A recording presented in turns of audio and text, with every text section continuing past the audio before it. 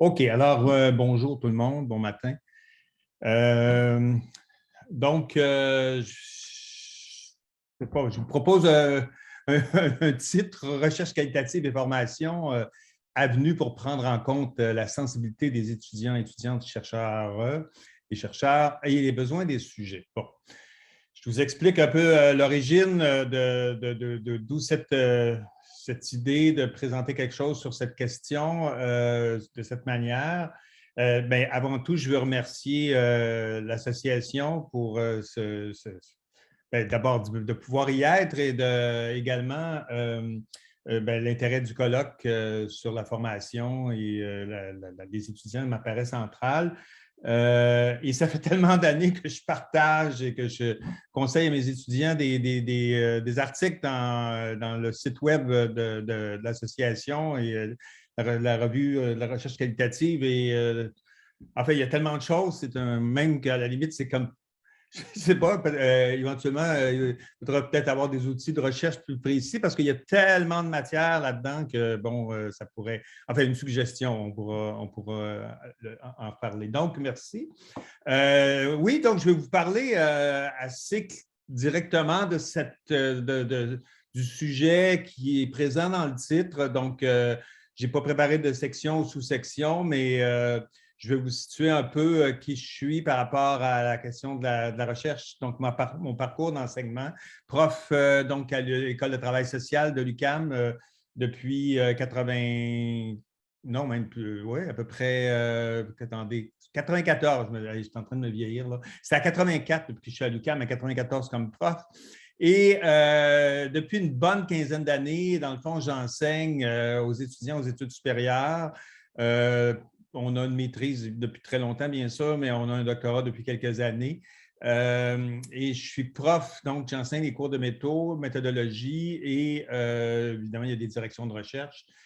Donc, peut-être juste un mot pour dire que notre programme, à un certain moment donné, on avait un peu comparé, mais à la maîtrise, les étudiants ont deux cours de méthodologie, un plus général et un plus axé sur la recherche qualitative. Donc, quand ils ont terminé, je veux dire, quand ils ont terminé leur projet, ils passent à un mérite scientifique, OK, avec trois profs, dont la personne qui les dirige. Et ils doivent, après ça, évidemment, après le mérite, ils peuvent aller chercher leur certificat éthique au niveau de l'UQAM. Et ils entrent dans un séminaire de recherche sur 2 sessions. Donc, alors, je le dis parce que c'est quand même c'est un cadrage là, institutionnel, mais il y a beaucoup d'heures quand même. Là. Je veux dire, le séminaire de recherche, je vais en reparler un peu, permet beaucoup de choses.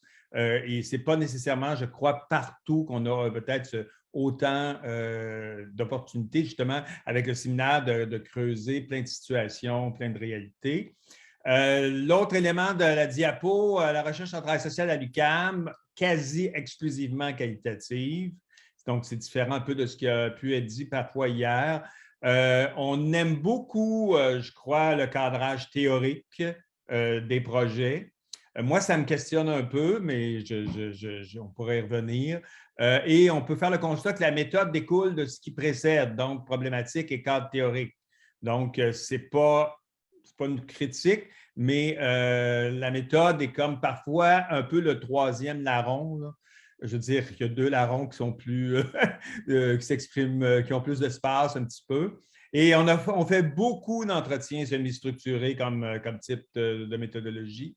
Donc, et moi, ça me questionne un peu parce que depuis quelques années, j'ai ajouté dans le cours de méthodologie 2, moi j'enseigne surtout que la recherche qualitative et j'accompagne beaucoup chaque année au moins un groupe sur 2 au niveau du séminaire, je veux dire pendant qu'ils sont sur le terrain. Mais j'encourage beaucoup la question de l'observation, l'approche par observation de différentes natures. Pour moi, d'ailleurs, c'est assez cohérent avec le travail social, dans le sens que, oui, il y a une partie du travail social qui se fait dans le bureau, mais il y a une partie du travail social qui se fait dans les milieux, je veux dire, dans la rue, à la limite. Donc, on peut former autant une travailleuse de rue qu'une intervenante de la protection de la jeunesse. Donc, la perspective d'observation, pour moi, est peut-être quelque chose à développer un petit peu plus. Alors, je continue. Je vous rappelle des choses, je passe rapidement parce que vous êtes toutes les personnes qui sont là sont des personnes ferrées sur la question, mais bien sûr, ça fait un bon bout de temps que la recherche qualitative évolue. Je ne retourne pas aux racines, mais il y a une question, la fameuse question de la validité est là depuis des décennies. Je référais à des textes qui en ont parlé dans les derniers 20 ans, entre autres, qui circulent de chez nous, qu'on utilise assez. Donc, Martin Nadon en 2006 en parle, Charmillo et Daillé, je veux dire, en 2007 aussi, il y a un gros questionnement. Il y a d'autres textes plus récents aussi qui le font. La validité, augmenter la validité, contrôler nos biais, etc. Et comme on l'a souligné hier, bien sûr, la triangulation des modes de collecte quand c'est possible semble être la voie pour je dirais, s'assurer de cette validité.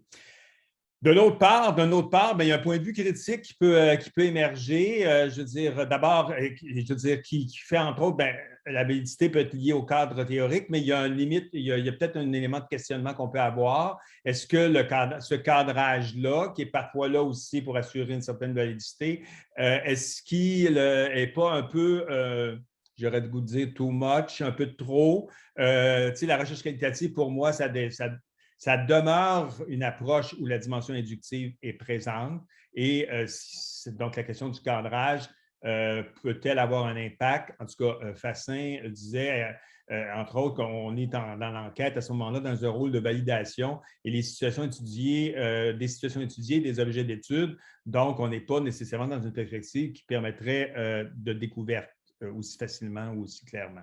Donc, c'est le fond de scène, puis je peux dire que ça préoccupe des étudiants, hein, je veux dire, entre autres des étudiants au séminaire de doctorat en recherche qualitative que je donne depuis 2 ans parce que c'est récent, notre doctorat est assez récent, mais on a rapatrié ce séminaire-là, se pose beaucoup ces questions-là sur la question de la validité, comment faire et jusqu'où, etc. Le rapport à l'éthique aussi, je veux dire, est quand même important. Et là, on rentre aussi, comme dans la diapo précédente, sur les questions des conventions, des cadrages comme tels. C'est sûr qu'il y a un cadrage au niveau de l'éthique qui est important au Québec, au Canada. Pour ceux qui viennent d'ailleurs, j'ai eu des étudiants de d'autres pays, ils sont toujours impressionnés par le cadrage et les conventions éthiques qui sont là au Québec et au Canada. Et les conventions interviennent beaucoup pour cadrer, en regard bien sûr des risques, de la vulnérabilité et à s'assurer du consentement libre et éclairé. Mais il y a une question qu'on peut se poser, c'est qu'en recherche qualitative, les défis éthiques sont nombreux dans bien des contextes. Je veux dire, c'est sûr qu'ils ne sont peut-être pas aussi grands lorsqu'on a interviewé un certain type de personnes dans un certain bassin pour des entrevues semi-structurées. Mais dès qu'on ouvre avec des métaux un peu différents, qu'on va sur le terrain, qu'on rencontre divers acteurs, à quel moment on les rencontre, où, quand, comment, est-ce qu'on peut faire la démarche avant, après, qu'est-ce qui change? Et je souligne une réflexion d'un auteur québécois, Martineau, qui dit, dans le fond, dans un terrain de nature qualitative, de nombreux dilemmes micro-éthiques peuvent émerger en général et qui sont non prévisibles en amont. Donc, ils doivent être assumés et réglés, etc., une fois le terrain en marche. Et ça, là-dessus, on se distingue bien sûr largement de la recherche quantique comme telle. Donc, est-ce que ça serait juste possible de partager le PowerPoint en plein écran pour que tous les participants... OK, excusez, d'accord. Donc, je reviens un peu. Oui, donc, j'étais donc sur la question des questions éthiques. Je continue avec des éléments. Donc, c'est des éléments un peu du contexte actuel en recherche dans lequel baignent ces formations et les parcours des étudiants. Là, un autre élément aussi dans lequel, mais là, qui est un peu des remises en question, c'est sur la question de la science en général. On parle beaucoup et des auteurs, je pense à Florence Piron qui est décédée malheureusement, qui a beaucoup creusé la question des sciences ouvertes par rapport aux autres formes de savoir aussi, qui sont distinctes du paradigme post-positiviste et peut-être même distinct de peut-être la manière de faire même de la recherche qualitative, la place au savoir, je veux dire, par rapport à des populations particulières, communautés culturelles, identitaires, autochtones, je veux dire,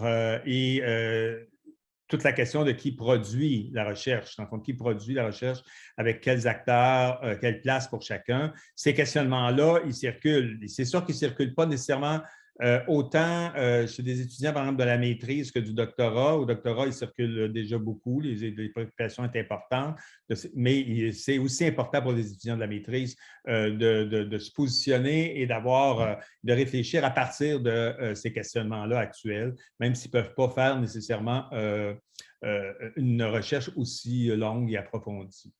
Je veux dire, alors, les questions, je veux dire, qui préoccupent les étudiants, on a des questions sociales actuelles, bien sûr, majeures, souvent identitaires et portées par les étudiants. Les sujets sensibles qui traversent parfois le parcours de vie des étudiants.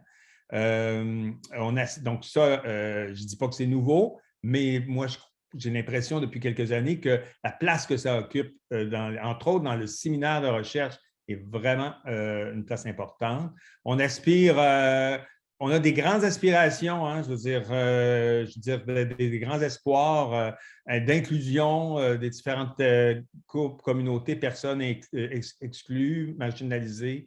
La thématique d'une humanité partagée, je veux dire, c'est central. Conserver, je prends un petit témoignage d'une étudiante il y a 2-3 semaines dans le séminaire de doctorat de maîtrise qui dit « Conserver mon humanité ».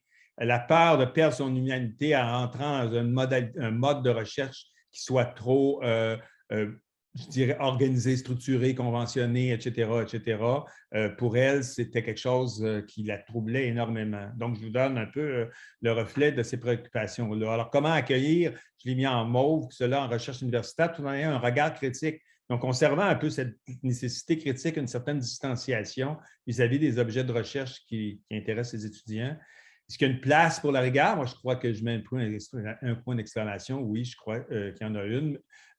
Mais sans, je dirais, sans nier les préoccupations présentes de beaucoup de chercheurs étudiants, en tout cas dans notre maîtrise et dans notre doctorat. Je fais juste souligner en lien avec la diapo qui précède, oui, dans les 20 dernières années, on a beaucoup de thématiques qu'on connaît en travail social, violence, vulnérabilité, je veux dire, problématiques liées à l'exclusion, à la marginalité. Beaucoup de populations, évidemment, on s'intéresse beaucoup aux questions des femmes, jeunes. Maintenant, entre autres, ça va débouler beaucoup avec les questions de protection de la jeunesse avec ce qui s'est passé au niveau de la protection de la jeunesse au Québec, la santé mentale, mais il y a des sujets évidemment plus récents, ou en tout cas qui émergent de manière plus récente. Tout ce qui touche au racisme, aux personnes racisées, l'identité de genre, beaucoup de projets dans cette direction-là, réalité autochtone aussi, s'inscrire de manière plus générale en perspective aussi postcoloniale, décoloniale, peut-être plus encore, donc c'est important. Et les perspectives sont critiques, féministes, constructivistes, mais il pourrait y avoir d'autres choses et des nuances à l'intérieur de ça. Donc, c'est un peu, grosso modo, un fond de scène et une couche supplémentaire qui se rajoute, il y a des enjeux qui viennent bousculer, je veux dire, certaines pratiques et conventions. Et c'est entre autres la place des affects dans la réalisation d'un terrain de recherche.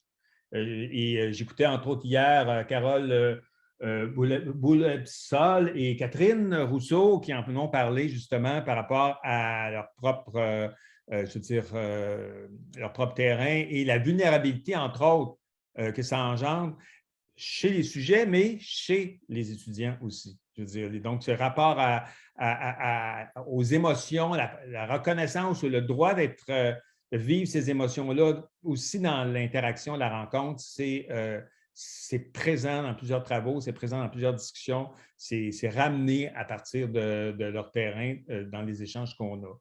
Donc, les relations qui se tissent sur le terrain sont aussi pas niées, on ne cherche pas à être dans une démarche froide et distanciée. On est conscient qu'il y a beaucoup de demandes de reconnaissance chez beaucoup de communautés ou des gens issus de communautés, des sujets. Donc, il y a des enjeux politiques. Certains étudiants sentent qu'ils portent ces enjeux-là. Et, je veux dire, la proximité dans les approches qualitatives confère une place non négligeable à l'imprévisibilité. Ça a été souligné aussi dans la journée d'hier, entre autres dans la construction de sa méthode, mais on pourrait rajouter dans la manière, après ça, de vivre sa méthode une fois le terrain amorcé et même une fois le terrain terminé dans ce qui va suivre. Donc, peut-être en allant de quelques diapos pour finir sur comment prendre en compte ces questions dans la formation. Alors, je vous rappelle qu'on a quand même des cours de métaux 1, 2, donc le deuxième en quali pour la maîtrise et un long séminaire de recherche sur 8 mois. Donc, c'est un élément qui est quand même important. Et on a aussi, au doctorat, bien sûr, il y a un cours de recherche qualitative.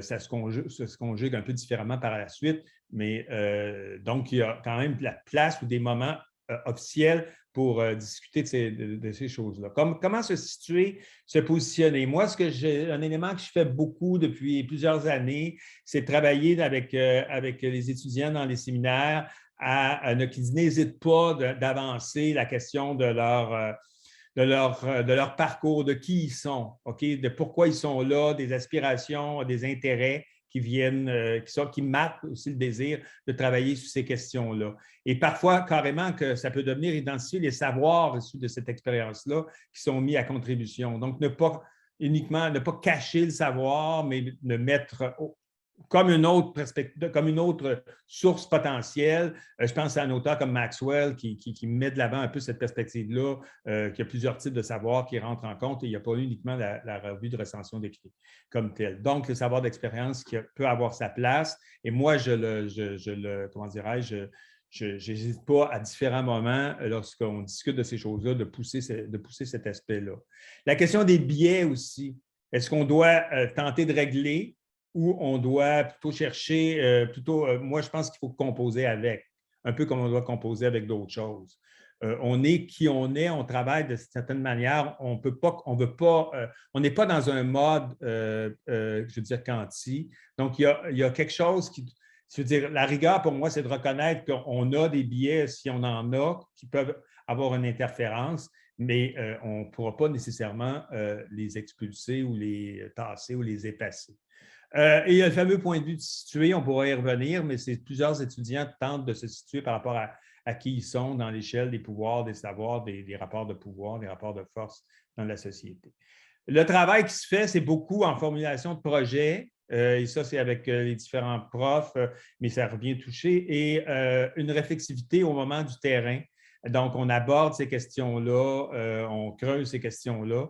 Mais on n'a pas, et j'y reviendrai à la fin, on n'a pas nécessairement de groupe autogéré, par exemple, ou de forme autogérée comme j'ai entendu qu'il pourrait y avoir, mais les étudiants parfois le vivent, mais ce n'est pas nécessairement le cas chez nous. Les terrains, excusez, il manque un mot, mais enfin, ce que je voulais dire, c'est que le terrain et ses suites, dans le fond, et ce qui va s'y vivre. Préparer son entrée, c'est sûr que c'est central, mais bon, il y a plein de questions qui se vivent à ce moment-là. Qui sont les sujets? Qui contacter? Qui va participer? Et là, on rentre dans des dilemmes aussi éthiques et politiques qui ne sont pas si faciles que ça à régler, surtout quand on a des sujets sur la marginalité, sur l'affirmation identitaire, etc. Donc, des dilemmes, entre autres, sur le choix des participants. Oui, Jean-François, on est à 20 minutes là. Hein. Parfait. Alors, je termine dans 2 minutes, disons, 3 pour discuter. Donc, quoi faire avec ces questions-là qui taraudent là, notre espace de pré-terrain, mais même une fois rendu sur le terrain? Et jusqu'où on veut favoriser la participation sans nécessairement glisser sur une recherche participative. Beaucoup veulent que les personnes concernées qui ont été dans les sujets et les données collectées puissent avoir un peu leur mot à dire, puissent entendre ce qu'on a à dire sur eux, peut-être un peu avant la fin, etc. Donc, moyen de travail là-dessus, dans le séminaire, dans le journal de bord, mais aussi, et ça, c'est un autre élément qui est, bon, je concède qu'il n'est pas très original, mais moi, j'encourage beaucoup, puis au doctorat encore plus, la tenue d'un journal de bord le plus tôt possible dans la démarche de recherche. Les défis actuels, donc je termine là-dessus à peu près. Mise en garde, la méthode perçue comme un aspect technique. Moi, je pense que la méthode, en fait, s'il y en a, je n'ai pas voulu le mettre, mais Charmillo et Daillé nous proposaient 4 pôles, dont le pôle technique qui est renvoyé à d'autres pôles. Et moi, je trouve que, dans le fond, ce que ça soulevait, c'est que la méthode n'est n'est pas qu'une technique, elle est liée au pôle, elle peut découler et être très en interaction, par exemple, avec le pôle théorique, je veux dire, comme tel, et inversement. Donc, on ne choisit pas sa méthode, surtout au doctorat, je veux dire, uniquement parce que ça nous tente, mais pourquoi par rapport aux questions de recherche, par rapport aux théories qui nous intéressent, cette méthode-là a sa pertinence et est liée. Plus il y a de cadrage théorique, mieux ce sera. Ce n'est pas une affirmation, c'est une mise en garde. Je veux dire, c'est une mise en garde dans la mesure où il n'est pas question de nier la pertinence théorique, mais je ne voudrais pas que le cadrage théorique vienne, je veux dire, comment dirais-je, éteindre la perspective d'aller découvrir des choses auxquelles on ne s'attendait pas, sans faire nécessairement de théorie enracinée. Mais il y a la dimension inductive, pour moi, de la recherche qu'elle lit, il ne faut pas l'oublier, il ne faut pas l'empêcher surtout. Prendre en compte que la recherche est une méthode qui devrait favoriser l'induction, donc ça se complète ce que je dis, que le processus est important. J'ai entendu ça hier aussi. Le processus, souvent, il y a plein de choses à décrire, à dire sur le processus d'une recherche, sur les difficultés rencontrées, qui sont pour moi des éléments qui permettent de comprendre ce qu'on voulait étudier. Donc, ne l'oublions pas et qu'il faut vivre avec l'imprévisibilité du fameux terrain. C'est producteur de sens aussi et ce n'est pas une barrière nécessairement avec l'évolution du projet. Et là, j'ai mis en bas un peu les moyens. Voilà ma bibliographie. Et je termine et on revient au mode affichage. Voilà.